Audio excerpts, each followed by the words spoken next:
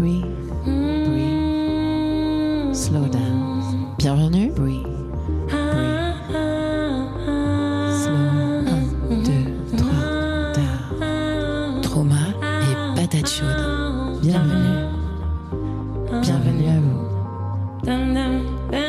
Parler, découvrir, entendre, apprendre. Un moment pour ralentir. Un moment pour comprendre, ressentir. sentir. Trauma et patate chaude. Nous sommes Adeline et Yasmine et très heureuse de vous accueillir. Bonjour et bienvenue à vous dans ce nouvel épisode de Trauma et patate chaude. Aujourd'hui, nous partageons avec vous une discussion que nous avons eue, Adeline et moi, en juin 2024. Oui, et c'est important pour nous d'expliciter ce point. D'abord parce qu'on est fan de l'explicitation. Moi, j'expérimente vraiment ces dernières années la puissance que c'est quand les choses sont dites, quand les choses sont claires, transparentes, quand l'implicite devient nommé, et à quel point ça tranquillise nos systèmes nerveux. Et en écoutant cet enregistrement pour préparer cet épisode, on a toutes les deux été frappées et touchées par ce que nous avons entendu et ressenti. Vous avez peut-être vu le titre « Oser prendre sa place ». Et en nous écoutant, vous verrez que non seulement nous développons cette thématique dans notre échange, mais on vous montre aussi en direct comment ça peut se manifester. Je mesure aussi à quel point c'est vraiment un truc pas facile pour moi d'attendre mon tour pour parler. Et j'avais déjà vachement progressé par rapport à ça depuis quelques années. Et puis en même temps, depuis juin 2024, je vois que ça a encore tellement bougé, et notamment dans nos échanges, Yasmine. Je vois qu'on est plus tranquille, plus fluide maintenant, qu'on commence à savoir mieux travailler ensemble, mieux coopérer, nous assembler l'une à l'autre, avec nos couleurs individuelles, chacune. Oui, tout à fait. Il s'en passe pas mal de choses en une année, et dans la manière de collaborer. Et je pense surtout dans cette sécurité qu'il y a de pouvoir exprimer les choses. Et ce qu'on est en train de faire maintenant, c'est la résultante de cette confiance et de cette sécurité qui fait qu'on a pu les deux voir en fait voilà, ce qui se passait et en parler sans qu'il y ait quoi que ce soit qui vienne nous déréguler trop. Et moi j'ai adoré cette discussion. Je dois dire qu'en la réécoutant, je la trouve très inspirante, même si effectivement sur le coup j'étais assez inconfortable avec tes interruptions. Et je réalise que ça a été un véritable exercice pratique en direct, d'oser prendre ma place et de garder le fil de ce que je voulais partager. Et en même temps, je trouve nos échanges tellement riches et que je pense que ce sera très éclairant et soutenant pour nos auditorices. Alors, on a choisi de garder l'épisode tel quel, tout en partageant maintenant avec vous nos ressentis. Oui, et il nous a semblé qu'en explicitant tout ça, cet échange devenait une véritable démonstration de ce sujet si central qu'est prendre sa place. Alors voici notre échange tel quel, avec toute notre tendresse et notre vulnérabilité. Belle écoute à vous.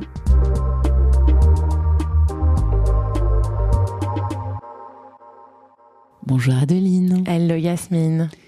Je soupire parce que quand on a discuté sur le sujet du thème de cet épisode, je t'ai dit que j'aimerais bien parler de oser prendre sa place. Grand sujet, n'est-ce pas ? Grand sujet pour moi, pour nous. Et c'est vrai que souvent, tu as beaucoup plus de facilité que moi à te lancer pour parler d'un sujet. Et j'ai remarqué pendant toute cette séance d'enregistrement que je me suis sentie poussée dans une zone d'effort, pas facile pour moi, sachant parfois pas comment commencer ou surtout ne pas avoir suffisamment confiance que j'ai quelque chose à dire d'intéressant. Oui, parce que moi, de là où je suis, ce que j'observe, c'est pas tant que tu sais pas comment commencer ou que tu sais pas quoi dire, mais c'est que tu crois que t'as rien à dire, tu crois que tu sais pas faire. Oui. Et donc cette croyance, comme toi et moi on sait, elle est inscrite dans mon corps. C'est-à-dire que c'est pas juste dans ma tête. Alors bien sûr, il y a la tête qui se raconte une histoire. Mais il y a des sensations physiques. Mais il y a des sensations physiques et qui font que c'est pas facile pour moi d'oser prendre ma place en disant là je vais commencer cette fois-ci cet épisode, c'est moi qui vais le commencer quoi. Ouais. Ben ouais, c'est ce que tu fais. Donc moi j'ai envie de te demander comment c'est là dans ton corps maintenant. Je sens que j'ai un tout petit peu de papillon comme ça, un tout peu au niveau de la cage thoracique, de la gorge. Ça chatouille un peu, il y a un peu d'excitation, mais c'est de l'excitation, ça va. J'ai pas envie de partir en courant en tout cas.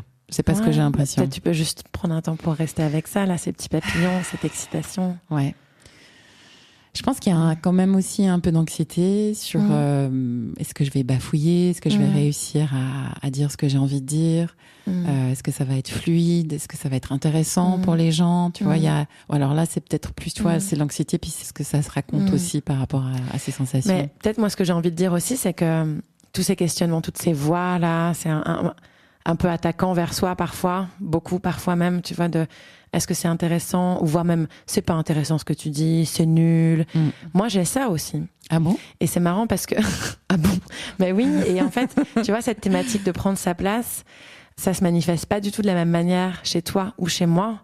C'est une thématique qui est présente chez toi et chez moi, et que moi je vois présente chez je crois toutes les personnes en fait, de manière différente. Ça se manifeste de manière différente, mais à un moment donné, ça se manifeste en fait. C'est là, c'est une thématique universelle, je crois. C'est vrai, c'est vrai.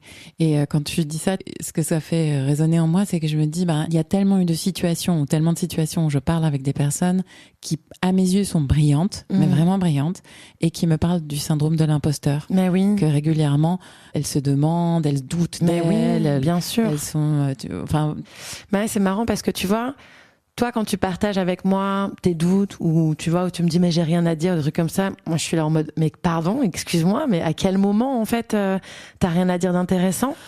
Ouf, ça me fait quelque chose. Et à l'inverse, moi je vois à l'inverse que c'est pareil quand je peux partager avec des personnes. Enfin, c'est plutôt l'inverse généralement. C'est pas forcément moi qui vais partager mes doutes. C'est plutôt des personnes qui vont me dire, waouh, mais par exemple t'es super à l'aise avec ton corps, c'est génial. Et que je suis là en mode, pardon, mais excuse-moi, mais j'ai tellement de souffrance vis-à-vis de mon corps, ou de, comment on dit, des complexes? Ouais, des complexes, exactement. Tu vois, j'avais même pas le mot, tellement c'est tellement de complexes, tellement de... Et il y a tellement de fois en moi ces questionnements, ou la croyance que je prends trop de place. Il y a tellement de fois aussi où on me le dit, ou alors je crois qu'on me le dit, ou alors on va me dire que je suis grande gueule, ou que je suis trop en colère. Enfin, tu vois. Donc ça se manifeste pas de la même manière, mais c'est cette thématique aussi de la place que je prends. Ah oui, c'est intéressant. Et moi, j'ai toujours la croyance que je prends trop de place. Ah oui, voilà. Tu vois, c'est intéressant qu'on fasse un podcast ensemble. Oui. Avec celle qui a de la peine à prendre sa place et qui ose pas, et celle qui pense qu'elle en prend trop. Mais parce que ça se rejoue dans la relation quelque part, parce que finalement, moi, quand je t'entends dire « Ah, je peine à prendre ma place », ça vient me toucher un endroit de « Voilà, comme d'hab, je prends trop de place, tu vois. » Et je vois que ça peut ne pas trop se jouer dans la relation entre nous, parce qu'il y a suffisamment de confiance et de sécurité, et que je peux en parler. Oui. Et ça me ramène vraiment à cette idée que c'est la sécurité dans la relation qui permet de traverser ce qu'on vit. C'est vrai. Parce que quand je suis dans une relation où il n'y a pas cette sécurité-là, où j'ai pas la confiance du regard bienveillant de l'autre, tu vois, j'ai pas l'espace de me dire non, ça va en fait. Tout de suite, je vais me dire je prends trop de place. Et avec toi, si ça se joue pas, c'est parce que j'ai confiance en ton regard bienveillant envers moi. Merci.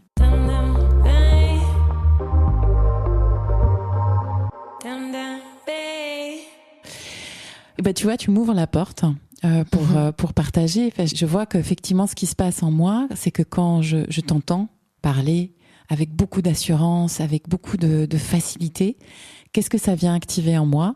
Ça vient activer une part qui dit, mais toi, tu sais pas aussi bien faire. Je me rends compte qu'il y a un mécanisme, et je me demande si c'est ce mécanisme en fait de comparaison, tu vois, qui s'active. Et donc la question que je me pose, c'est par rapport à cette thématique du trauma, qui est le sujet cœur de notre podcast. Comment ça se joue? Qu'est-ce qui se joue à ce moment-là? J'ai pas la réponse directe, mais je me réjouis qu'on explore qu'on aille un tout petit peu tirer sur ce fil de qu'est-ce qui fait que c'est tellement difficile, soit de prendre sa place en étant OK avec ça, enfin dans tous les cas d'être OK avec ça, et en fait c'est ça.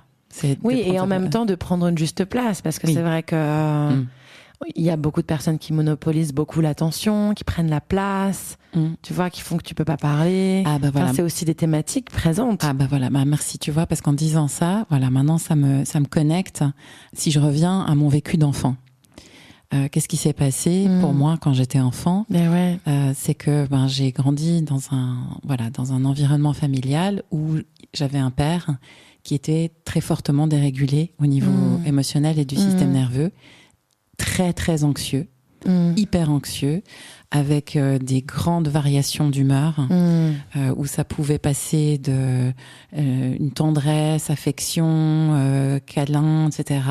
Et la minute d'après, on partait dans des éclats où ces réactions étaient très imprévisibles.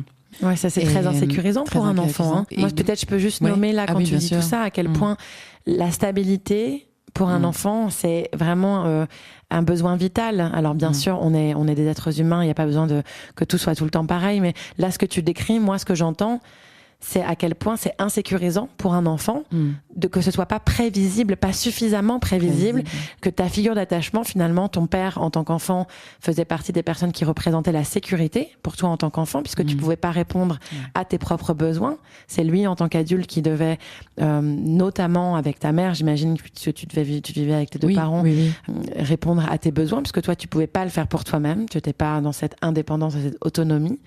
Et donc, t'imagines l'insécurité pour un enfant quand la source de ta protection est imprévisible et parfois est source de protection et parfois source de danger. Oui. C'est hyper insécurisant, hyper dangereux en fait comme environnement quotidien. Très. Et je te remercie pour cet apport et en plus du coup il y avait aussi un énorme complexe chez mon père qui se sentait pas du tout légitime dans qui il était, dans ce qu'il faisait. Donc il était tout le temps à la recherche de reconnaissance, de justification, de légitimité, mais de manière pas toujours adéquate, mais souvent pas adéquate. Et il prenait énormément de place dans la dynamique familiale du fait de sa dérégulation de son système nerveux. Oui, moi j'avais lu ça une fois. Dans une famille ou dans un système, le système, la famille s'organise autour de la personne qui est la plus dérégulée. Aïe. Parce que les autres s'adaptent en fait. Ouais. Et moi, ce que je voudrais te demander, là, Yasmine, c'est... Parce que là, tu vois, tu mets les mots sur ton père, il avait vraiment... Il se sentait pas légitime, il était en recherche de reconnaissance. Ça, c'est des mots d'adulte, tu vois, c'est ce que tu as compris en tant qu'adulte. Et du coup, moi, je suis curieuse de savoir, en tant qu'enfant, c'est quoi l'expérience que tu faisais? Si je me connecte à ce qui se passait pour moi au niveau de mon système nerveux, maintenant, il y avait énormément de peur. Je pense que j'étais dans une peur et il y avait de la colère aussi. Mais qui pouvait pas être exprimée. Mais qui pouvait pas être exprimée.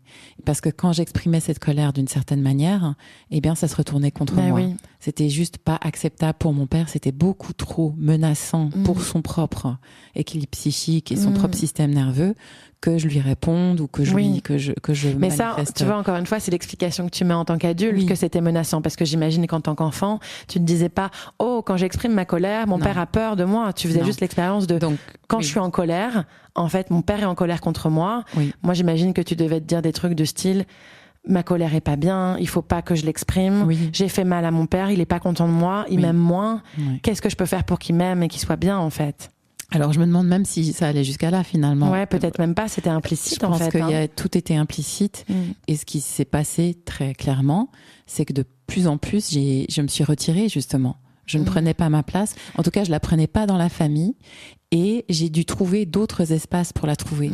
Et ça a généré, si tu veux, un mécanisme de compensation où la place que je pouvais pas prendre sainement dans la famille, eh bien, en fait, je me suis lancée dans des stratégies, d'une part, de suradaptation, de pleasing, comment dire ça, faire plaisir à l'autre, contenter l'autre, en étant par exemple en essayant de briller à l'école de manière parce que ça s'était valorisé par tes parents, ça s'était valorisé et dans d'autres espaces de commencer à prendre des positions importantes, bref, dans différents, on en parlera peut-être. Mais donc dans des espaces qui étaient valorisés, qui étaient dans les codes de tes parents, en fait. Exactement. Et c'était finalement le seul moyen pour moi, c'était ça. Mais j'ai réalisé que finalement, en parlant avec toi, maintenant je réalise que fondamentalement, c'était pas non plus que j'osais prendre ma place, c'était que je compensais la place que je pouvais pas prendre et que je n'avais pas le droit de prendre d'une certaine mesure parce que il y avait pas assez de sécurité relationnelle en réalité pour que tu sois toi-même. Moi, c'est ça que j'entends en fait dans tout ce que tu dis, c'est que tu pouvais prendre la place qui était OK que tu prennes. Voilà. Tu pouvais prendre la place qui faisait que tes parents, notamment là tu parles de ton père, te faisaient te sentir aimé. Oui. Et ça me fait penser, dans le livre de Gabor Maté, qui n'a pas été encore traduit en français, The Myth of Normal, le mythe du normal. Le mythe de la normalité. Oui, le mythe de la normalité. Il parle de ces deux besoins fondamentaux qu'on a en tant qu'être humain, qui sont les besoins d'authenticité et d'attachement.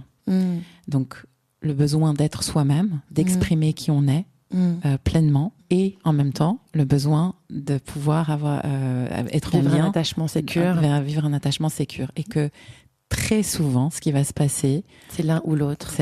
Et très clairement, quand on est enfant, on n'a pas le choix. On n'a pas le choix. C'est-à-dire c'est l'attachement qui va prendre la main toujours. On dépend de l'attachement de nos figures parentales pour simplement pouvoir vivre et survivre. C'est-à-dire que moi, je peux pas me nourrir seule, je peux pas gagner de l'argent toute seule, etc. Bref, j'ai besoin de mes parents, j'ai besoin de mes figures d'attachement, même quand elles sont inadéquates ou pas ajustées. Et donc, mon besoin d'authenticité va passer sous le besoin d'attachement qui prend le dessus. Et ça devient, du coup, si je regarde en rétrospective, c'est ça qui a imprimé et influencé tout le reste de ma vie jusqu'à il y a quelques années où j'ai commencé vraiment à travailler en profondeur sur les traumas. Et voilà, enfin, je trouve intéressant, du coup, avec la thématique de oser prendre sa place, c'est que, en fait, d'abord, il fallait que je sente qu'il y a le lien. Et donc, d'abord, les stratégies pour moi, c'est est-ce qu'on va m'aimer, est-ce que je vais et donc de me suradapter à ce que j'imagine que l'autre attendait de moi ou pense que ça serait bien. Trauma et patate chaude. Trauma. Un podcast par Adeline et Yasmine. Dans cette thématique de prendre sa place, en fait, on pourrait peut-être même le généraliser à tout plein d'autres thématiques, mais ce qui se passe dans notre vie d'adulte est fondamentalement lié à l'environnement dans lequel on a grandi et aux expériences sécures ou insécures qu'on a fait dans l'enfance. Et tu vois, sur la thématique de prendre sa place, moi, dans ma famille, je suis l'aînée de 4 enfants. Et je peux dire que j'ai reçu beaucoup d'amour. Je sens que j'ai été très attendue, très, très accueillie, très choyée. Et j'ai beaucoup reçu, en tant qu'enfant, d'admiration de la part des adultes de ma famille, de mes parents, mais aussi de ma famille plus élargie. Et donc, à la fois, ça m'a donné beaucoup de confiance et en même temps, énormément de pression. Oui, l'admiration, en fait, c'est énorme comme pression. J'ai beaucoup ancré, tu vois, l'idée que... c'est-à-dire que quand tu fais le lien, toi, avec cet attachement, c'est ce besoin de se sentir aimé, en fait. Parce que pour le petit enfant, quand je me sens aimée par mes figures d'attachement, je me sens en sécurité. Et quand je me sens pas aimée, autrement dit, quand ma figure d'attachement est en colère contre moi, je me sens pas aimée. Et donc, je me sens en danger.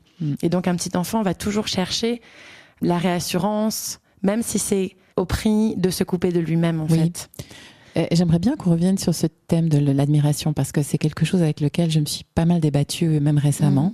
Est-ce que tu pourrais en dire un peu plus, en fait? Parce que donc, ce que tu dis, c'est que toi, tu te sentais aimée, tu étais attendue, et il y avait cette admiration. Comment ça s'est joué pour toi, en fait?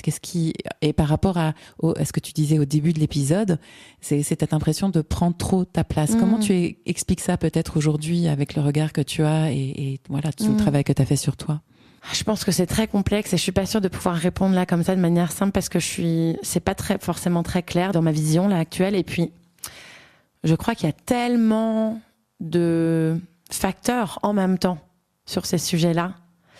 En tout cas, ce dont je me rappelle de moi en tant que petite fille, c'est que j'étais une petite fille qu'on retrouve dans l'adulte que je suis aujourd'hui, très joyeuse et assez fearless, quoi, tu vois, assez... tu n'avais pas peur. Hein. Oui, et puis assez... téméraire. Ouais, téméraire. J'avais jamais fait des nouvelles expériences, tu vois.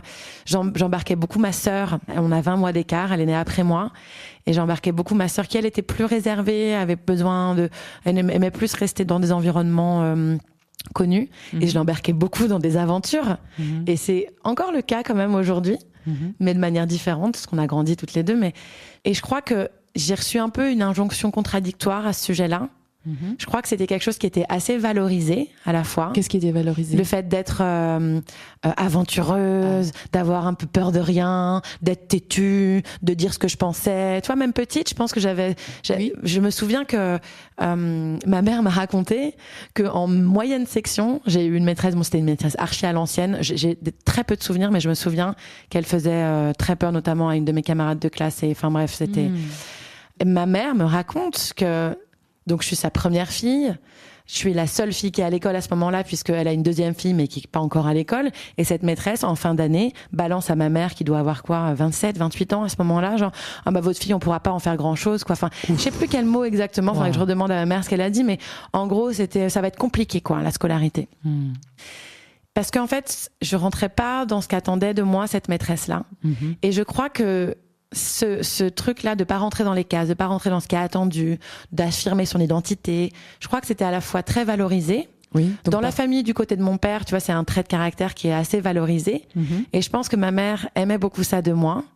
Et qu'en même temps, autant pour mon père que pour ma mère, ben, ça devait être insécurisant pour eux de me voir être libre quelque part, tu vois.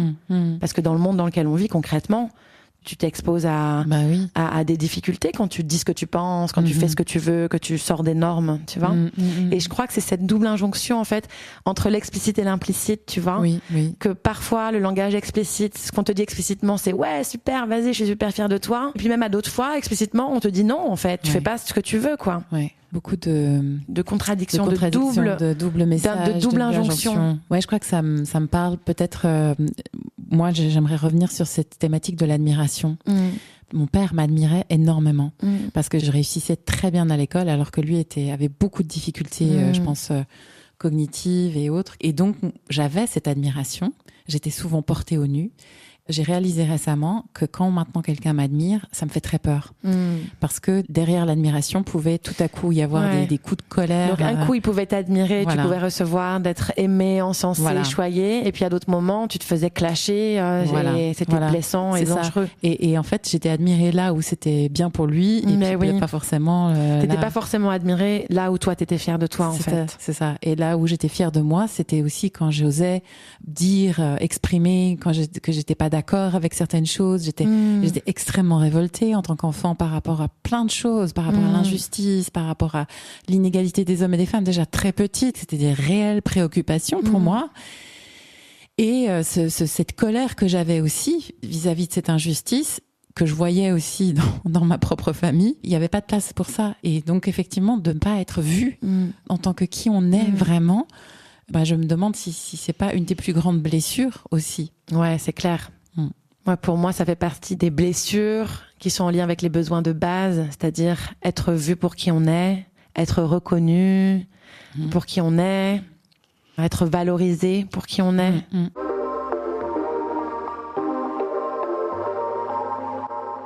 Et j'aimerais faire maintenant le lien, si tu es d'accord, avec ce qu'on vient de partager, donc de nos expériences personnelles et de cette thématique, avec l'approche que toi et moi on pratique en intelligence relationnelle quand on accompagne des personnes, tu vois, en thérapie, qui ont ces problématiques.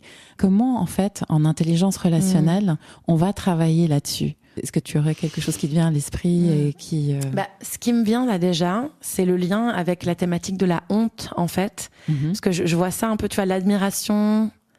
Se sentir admiré ou ressentir de la honte, c'est souvent en lien. En tout cas, quand tu vois, je réfléchis là aux personnes que j'accompagne, je vois qu'il y a, et chez moi ça résonne aussi, parfois il y a de la honte à ressentir de la fierté, ou même de la honte à recevoir un feedback positif. Tu vois, tout de suite ça amène cette honte que j'ai envie de dire, qui est pour moi vraiment essentielle à propos de la honte, c'est que c'est pas quelque chose qu'on ressent naturellement. C'est quelque chose qui vient de l'extérieur. C'est quelque chose qu'on nous a fait sentir. Et moi, dans cette thématique d'oser prendre sa place, la honte est très présente. Je prends ma place. Si je capte le moindre signal que je vais interpréter comme un signal que c'est pas OK ce que j'ai fait, c'est la honte que ça vient activer. Avec les personnes que j'accompagne, je vois que sur cette thématique de prendre sa place, souvent il y a un travail à faire avec la honte. Le fait de pouvoir oser, avoir confiance qu'on est bien tel qu'on est, tu vois. Comme travailler sur l'intégrité de soi-même, en fait. Moi, je pense à quelques situations que j'accompagne, mais plus particulièrement une. Et je réalise que ça se joue beaucoup dans des toutes petites choses. C'est-à-dire qu'en séance de thérapie, c'est comment, quand on est dans la même pièce, donc c'est en présentiel, comment elle s'assoit et comment elle souhaite que je m'assoie par rapport à elle, par exemple. Ça va être ces ajustements qu'elle va oser dire. Comme je fais du travail psychocorporel aussi, que j'intègre d'autres approches que l'intelligence relationnelle, c'est aussi beaucoup, par exemple, qu'elle ose me dire à un moment donné que là, ça convient pas, ça va pas, ouais, tout à fait, qu'elle a besoin de changer. Et j'ai vu au fur et à mesure des séances de thérapie que ça va être là-dessus que ça se joue beaucoup. Tout à fait. C'est-à-dire comment ça va être possible pour la cliente, en l'occurrence, d'exprimer que quelque chose n'est pas OK, qu'elle a besoin d'autre chose. Tout à fait. Et ça va se jouer sur des toutes petites choses. Ça peut être, est-ce qu'on peut fermer la fenêtre? Est-ce que tu peux, par exemple, te rapprocher un peu? Ouais, tout à fait. Que, voilà. Ouais, je vois ça aussi. J'expérimente ça aussi avec pas mal de personnes que j'accompagne. Et je vois que ce qui est très réparateur, finalement, et c'est en lien avec la sécurité qu'on peut ressentir dans la relation. C'est-à-dire que ce qui permet à ces personnes-là de faire des expériences, des bonnes expériences, ce qui est une bonne expérience, c'est de pouvoir dire ce dont j'ai besoin et être reçu avec tranquillité et validation, en fait. Voilà. C'est-à-dire, mais bien sûr, c'est toi qui décides ce qui est bon pour toi. Oui. Et tu penses, tu as besoin que je sois un peu plus près, un peu plus loin, tu veux qu'on ouvre la fenêtre, qu'on ferme.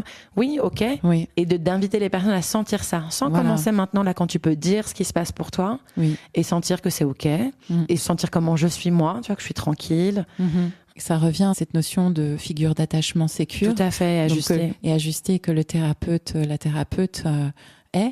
devrait être en tout cas. Incarne le plus possible. Voilà. Et par rapport à aussi, donc, la honte, je repense à des situations, on en fait l'expérience aussi en intelligence relationnelle, comme tu le disais, puisque c'est plus une énergie souvent extérieure. C'est-à-dire, c'est quelque chose qui nous a été, collé sur nous, projeté, etc. Ouais, tout à fait. C'est aussi très concrètement comment on va tenir cette énergie loin. Et on l'a vu, moi je l'ai senti même pour moi en tant que cliente accompagnée et maintenant personne qui accompagne d'autres personnes, c'est physiquement s'interposer en mettant la main, etc.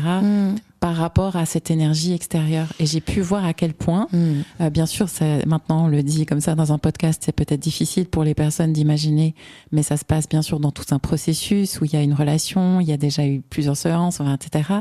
Mais ce fait que quelqu'un s'interpose entre nous...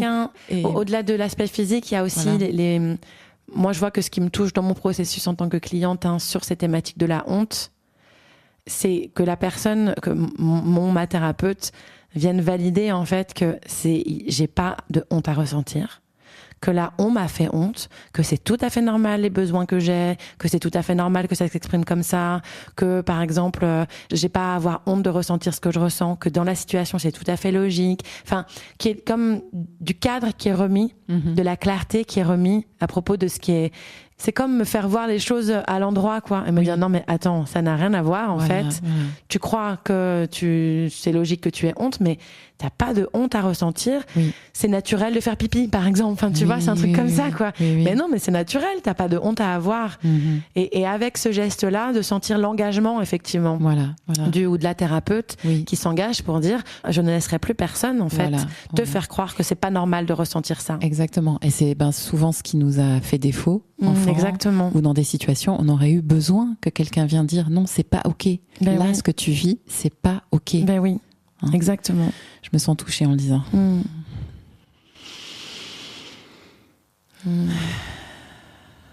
Ouais, je vois dans tes yeux là que t'es touchée.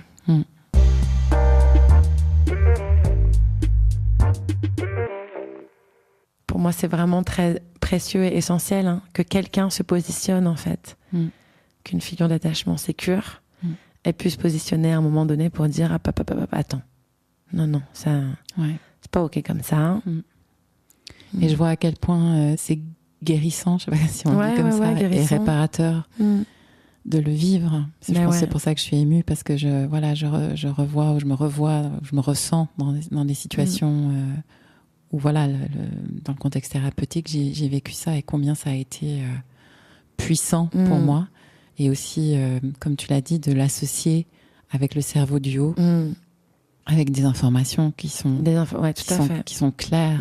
C'est-à-dire que c'est ce qu'on appelle la métacognition. C'est où la thérapeute va donner des informations qui permettent finalement de comprendre et de mettre les choses à leur place. Tout à fait. À leur juste place. Tout à fait. À leur juste place. Et c'est des informations aussi dont on aurait eu beaucoup besoin en grandissant. Ou en tout cas, des informations dont on aurait eu besoin que nos figures d'attachement soit informé à propos, tu vois. J'ai fait une phrase complètement bizarre, mais voilà, on aurait eu besoin que les personnes qui nous accompagnaient soient au courant de ça et puissent être ajustées avec ces informations. Et tu vois, moi, je me rends compte à quel point ces expériences finalement sécures, j'ai besoin de les faire encore et encore et encore et encore. C'est un long chemin. Toi, tu trouves que je prends facilement ma place, mais moi, c'est hallucinant comment il y a de la honte qui est chargée sur cette thématique, où je prends ma place. C'est-à-dire qu'il y a un truc très fort en moi où je me rends même pas compte que c'est peut-être plus facile pour moi que pour toi. Et en même temps qu'il y a ça, il y a le même niveau de honte avec ça, tu vois. Donc c'est quelque chose d'être très attaquant qui vient en même temps. Donc exactement, c'est ça. C'est vraiment... Il y a cette injonction contradictoire, tu vois, de prendre sa place, et en même temps, il y a quelque chose qui attaque direct. Donc moi, je vois vraiment dans mon processus thérapeutique à quel point j'ai besoin de faire encore et encore et encore l'expérience d'être en lien avec des figures d'attachement sécures qui me disent « c'est normal ce que tu ressens, c'est ok, tout va bien ». Prends ta place, vas-y. Et j'ai besoin, mais je mesure en le disant là, mais vraiment, genre à chaque fois que je fais l'expérience, ça me fait du bien et ça avance un petit bout. Mais à un moment donné, je vais devoir refaire l'expérience encore pour l'instant, tu vois, vu là où je suis en ce moment. Et peut-être que ça nous permet tranquillement, gentiment, d'arriver à la conclusion aussi de cet épisode. Dans ce que tu dis, il y a quelque chose d'essentiel. Je pense qu'on va le marteler encore et encore. Ça prend du temps à recalibrer, reprogrammer un système nerveux qui, pour plein de raisons, n'a pas reçu ce dont il avait besoin pour pouvoir se réguler de manière souple, ajustée, du fait de l'environnement, qui n'avait pas les moyens ou les ressources aussi. Ça prend du temps. Et en même temps que ça prend du temps, il y a des choses qui changent parfois, vraiment. Enfin, ça peut aussi avoir... C'est très étrange parce que moi, je peux vraiment avoir l'impression qu'il y a des trucs qui sont infinis. Genre, j'ai l'impression, par exemple, cette thématique de prendre sa place, la honte, le rapport au corps. Enfin, il y a tout un tas de thématiques que je pourrais lister sur lesquelles je me dis, purée, je vais jamais m'en sortir, en fait. Tu vois, il me faudrait 1000 vies pour arriver à être tranquille sur ces thématiques. C'est mort. Je vais jamais réussir à régler ça, quoi. Et en même temps, quand je me retourne sur le chemin parcours, je suis là, wow, meuf, t'as jobé, quoi. Tu vois, il y a des trucs qui ont tellement bougé. Et c'est ça qui est assez incroyable. C'est, selon là où je me situe, je vais avoir une vision où j'ai l'impression que ça a pas bougé. Et puis, il y a d'autres moments, quand je suis plus régulée, tu vois, je peux regarder avec plus de lucidité et me rendre compte en fait, ça a carrément bougé, quoi. Et je pense que pour moi, si je regarde dans mon propre cheminement aussi, il y a eu des moments où j'avais l'impression qu'effectivement ça bougeait pas, mais c'est un peu l'image quand en hiver, sous la terre. Ouais, c'est ça. Tu sais, t'as l'impression que rien ne bouge, que tout est mort, mais en fait... Et en réalité, c'est en train de se préparer. Tout à fait. Et il y a des moments, lorsque les conditions sont réunies, tout à coup vont émerger ces nouvelles pousses. Et c'est vrai que pour moi, il y a des points de non-retour, par contre. C'est ça. Et ça, c'est vraiment super aussi maintenant, depuis que j'utilise ces approches inspirées par les neurosciences, que je soigne, que je prends soin de mon système nerveux à travers le TRE, Tension Trauma Releasing Exercises, l'intelligence relationnelle et tout le reste. Je réalise qu'il y a des points de non-retour pour moi. Et donc, même si effectivement c'est un processus lent, qui demande parfois beaucoup de patience, persévérance, en même temps, effectivement, il y a cette énorme joie aussi et satisfaction de se dire, en fait, ça marche. Et on peut changer fondamentalement des choses. Et que c'est jamais trop tard aussi. C'est peut-être ça que j'ai envie de dire aussi. Il y a toujours la possibilité.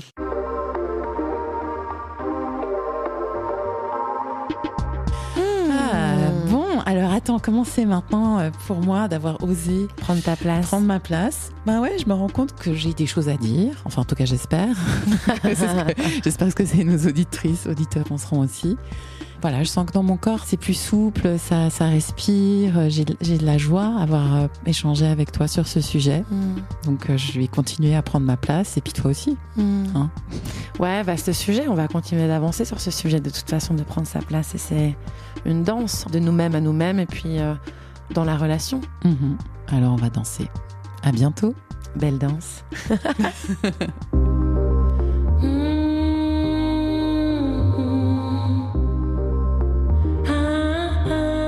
Partager, se libérer, échanger, respirer, rencontrer nos intériorités. Une invitation à avancer ensemble, à respirer avec nous, se questionner au rythme de nos pensées, tomber 1000 fois, se relever 500 000 fois au rythme de nos échanges. Laissez-vous inspirer À la recherche, et inspirez-nous. à la recherche de, Et construisons ensemble à la recherche de la guérison. vérité. Trauma et patates chaudes. C'est quoi la vérité? Nous sommes Adeline et Yasmine et très heureuses de vous accueillir. Et attendez, ne partez pas si vite. Nous espérons que vous avez passé un chouette moment en notre compagnie et nous serions très heureuses de recevoir vos retours, vos témoignages et vos partages. Vous retrouverez en description les références citées dans cet épisode, ainsi que notre adresse mail et notre compte Instagram. Nous avons hâte de vous lire.